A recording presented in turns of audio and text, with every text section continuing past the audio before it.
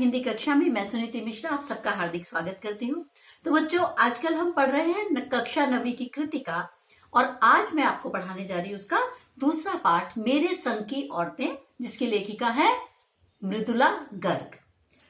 तो बच्चों, इस पाठ में लेखिका बताएगी कि उसके संपर्क में उसके परिवार के कौन कौन सी सदस्याएं थी, औरतें थी, और किस प्रकार से कैसी उनकी जीवन शैली थी और उसका लेखिका के जीवन पर भी क्या प्रभाव पड़ा, और उनके विषय में कुछ अलग अलग सी बातें, जैसे वो अपनी नानी के बारे में, अपनी बहनों के बारे में बताएगी, माँ, दादी, परदादी, सबके बारे में बताएगी। तो आइए पढ़ते हैं ये रोचक सी कहानी।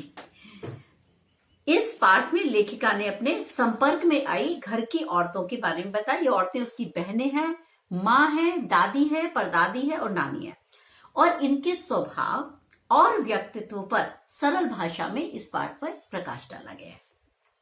लेखिका की एक नानी थी जिसे उसने कभी देखा तो नहीं, पर उनके बारे में सुना बहुत कुछ था।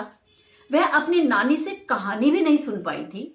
लेखिका को पता चला था कि उनकी नानी एक परंपरा को निभाने वाली, अनपढ़ और पर्दा करने वाली स्त्री थी। पर्दा क्या होता है? घूंघट निकाल के रहने वाली स्त्री थी। उसके पति लेखिका के जो नाना थे वो शादी के बाद बैरिस्ट्री करने विलायत चले गए थे और कैम्ब्रिज विश्वविद्यालय से डिग्री लेकर लौटे थे। वे विलायती तौर तरीकों से जिंदगी बसर करने लगे थे, क्योंकि वो कैम्ब्रिज से आए थे डिग्री लेके, तो उनको वो बहुत जो आधुनिक तरीके से जीने लगे थे। पर नानी पे इसका कोई असर नहीं पड़ा।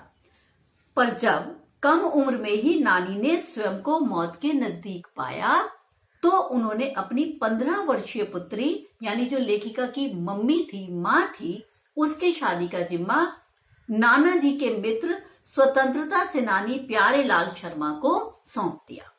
नानी अपनी बेटी की शादी किसी साहब से न कराकर, किसी अमीर पुरुष से न करा के क्या चाहती थी? आजादी के सिपाही से कराना चाहती थी। ये बात क्या बताती है कि इससे उनकी आजादी के प्रति लगन का पता चलता है कि वो अपने देश के से कितना अधिक प्रेम किया करती थी। लेखिका को लगा कि नानी अपनी निजी जीवन में काफी आजाद ख्याल रही होगी, वे अपनी जिंदगी को अपने ढंग से जीती होंगी। लेखिका की मां की शादी ऐसे पढ़े लिखे होनहार युवक के साथ हुई जिसे आजादी के आंदोलन में भाग लेने के अपराध में आईसीएस की परीक्षा में बैठने से भी रोक दिया गया। गांधी जी के सिद्धांतों के चक्कर में जो लेखिका की मां थी, उस बेचारी को खादी की भारी भारी साड़ियां पहननी पड़ती थी, और वो बेचारी दुबली पतली सी माँ थी। तो दुबली पतली माँ के लिए इतनी भारी भारी साड़ियां पहनना बड़ा मुश्किल काम था। वैसे ससुर का साहबी दबदबा खूब था, पर पिताजी जो थे वो खाली जेब थे। मतलब उनका, क्योंकि उन्होंने कहा आईसीएस की परीक्षा के लिए भी रोक दिया गया, तो स्वतंत्रता सेनानी तो अमीर नहीं होते थे ना, तो वो खाली जेब थे, मतलब उनके पास आर्थिक अभाव रहते थे। माँ की खूबसूरती, नजाकत, ईमानदारी तथा निष्पक्षता से सभी लोग प्रभावित थे। निष्पक्ष मतलब जो किसी का पक्ष नहीं लेता। लेखिका ने अपनी माँ को कभी भी भारतीय माँ जैसा नहीं पाया। कह रहे उसने कभी भी ना तो अपने बच्चों का लाड किया, ना कभी उनके लिए खाना पकाया, ना उन्हें अच्छी पत्नी या अच्छी बहू होने की सीख दी। जैसे कि आप देखते हो आपकी मम्मी या बहन, वो नानी, दादी आपको बोलती रहती हैं, आपकी अरे भाई तुम्हारी शादी होनी है भाई, कुछ खाना वाना बनाना सीख लो, ऐसी आदतें मत बिगाड़ो लड़की की, ऐसा मत करो, इसे पराए घर जाना है। कह रहे हमें ऐसा कोई बात सुनने को नहीं मिला करती थी। वे खुद ही घर के कामों में रुचि नहीं लेती थी। उनका ज्यादातर समय किताबें पढ़ने में बीतता था।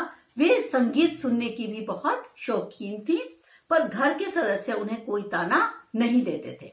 उनमें 2 गुण थे, एक तो ये कि वो कभी झूठ नहीं बोलती थी, और दूसरा वे एक ही गोपनीय बात, यानी किसी का सीक्रेट जो होता है, कि गोपनीय बात दूसरे को कभी भी नहीं बताती थी।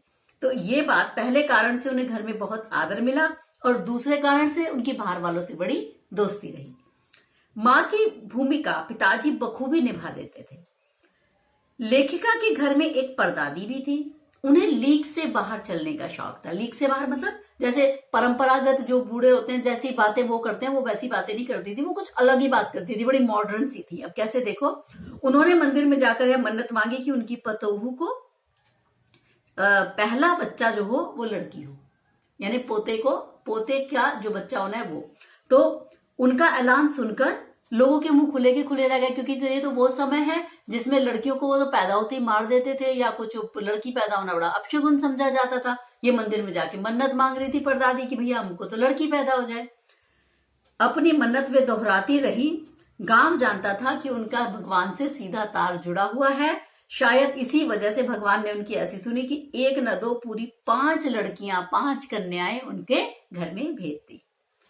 एक बार की बात है, घर के मर्द बाहर बारात में गए हुए थे और घर की स्त्रियां रथ जगह मना रही थी। रथ जगह क्या होता है, जब पुरुष लोग सब बाहर चले जाते थे, पहले स्त्रियों को बारात में लेके नहीं जाते थे, तो वो अपने घर पे ही जाकर सब रिश्तेदार स्त्रियां इकट्ठे होकर, गांव की स्त्रियां खूब गाने वाने गाती थी, खूब नाच गाना करती थी, खूब मनोरंजन होता था, सोती नहीं थी सारी रात।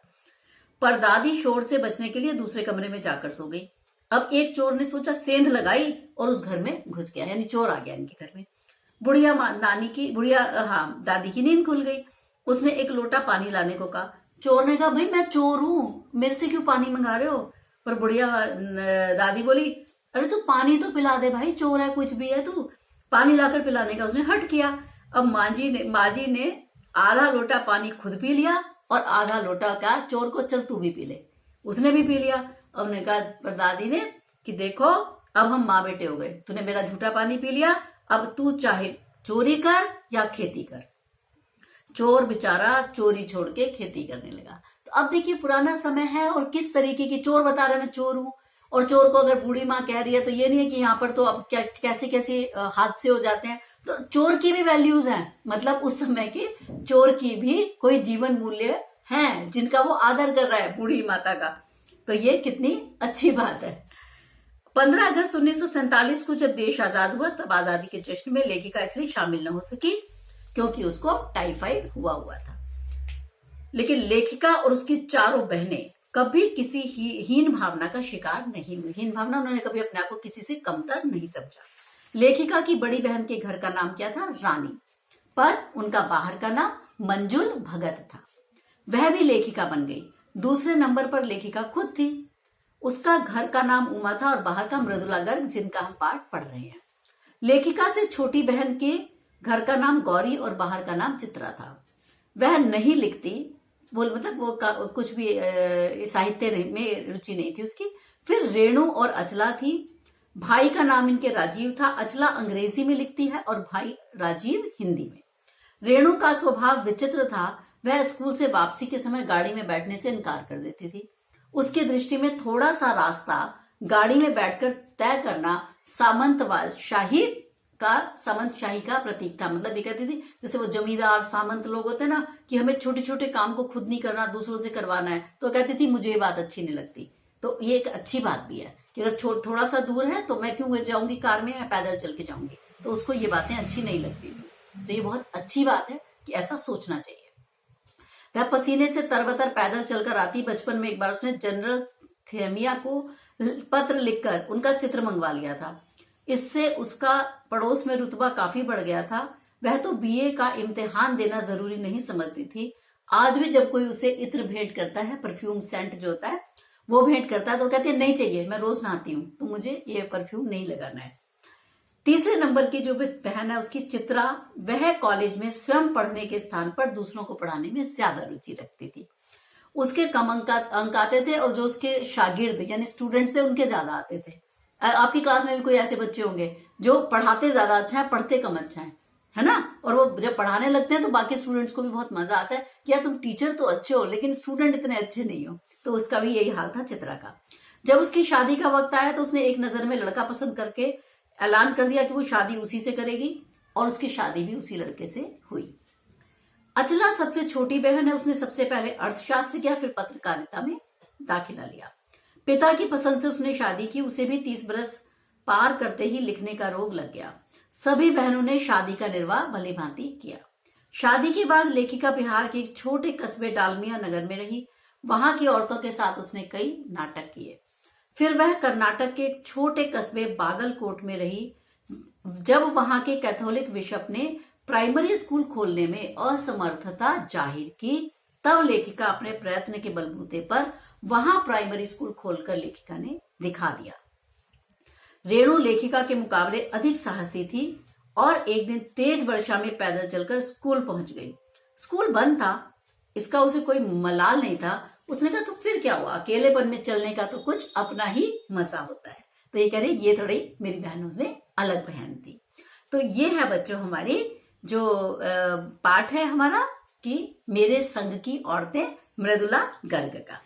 ठीक है, तो आप इसका एक दो इम्पोर्टेंट क्वेश्चन देख लीजिएगा कि एक तो लेखिका ने नानी को कभी देखा नहीं था, फिर भी वे उनके व्यक्तित्व से बहुत प्रभावित क्यों थी। तो आप इसमें डालेंगे कि नानी के व्यक्तित्व से प्रभावित होने का उनका क्या कारण रहा था। ठीक है, और किस घटना से पता चलता है लेखिका की एक बहन बड़ी जिद्दी थी। वो जो है रेणु वाली घटना है कि कार में नहीं बैठती थी, पैदल स्कूल जाती थी। ठीक है, तो ये आप पाठ अच्छे से तैयार कर लीजिएगा। आशा करती हूँ आपको समझ में आ गया होगा। अब हम मिलते हैं अगले पाठ के साथ, तब तक के लिए मुझे आज्ञा दीजिए। नमस्कार।